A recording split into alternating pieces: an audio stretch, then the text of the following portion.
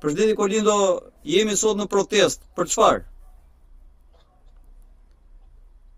Sot jemi në protest pikërisht për ngjarjet të cilat ndodhen në Zvërnec, për një sistem i cili nuk ka transparencë, qytetarët nuk dinë atë se çfarë po zhvillohet atje, e aq më tej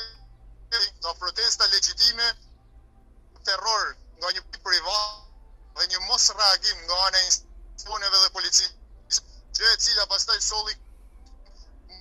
zakonshëm qytetar, që unë shoh sot është që ka më shumë qytetar se dje në protest, është një masivitet i cili mund të them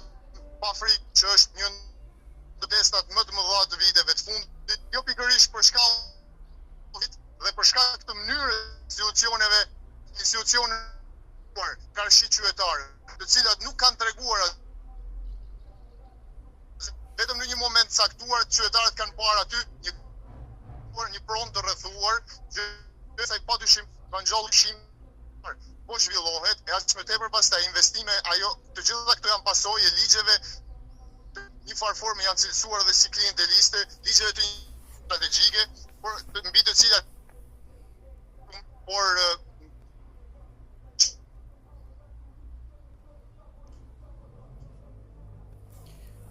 Lëvizje qytetare, çfarë qëndrimi ka mbajtur për këto protesta, dje dhe sot, në lidhje me Zvërnecin? Nëse mund të për shkak të ovacioneve është nuk e jo dëgjova pyetjen, nëse mund ta prisni. Po, patjetër, atëherë qendresa qytetare, çfarë qëndrimi ka mbajtur ndaj protestave, këtyre protestave dje dhe sot? Padyshim ne jemi në mbështetje të këtyre nismave proteste, të cilat janë organizuar tërësisht nga qytetarët, ajo që ne pam sot është e kanë qytetarët në dorë protestën, asgjë tjetër më shumë se vendimarrja e qytetarëve. Këto sot po e drejtojnë protestën nga njëra anë, por po gjithashtu edhe mesazhet e protestës janë tërësisht të iniciuar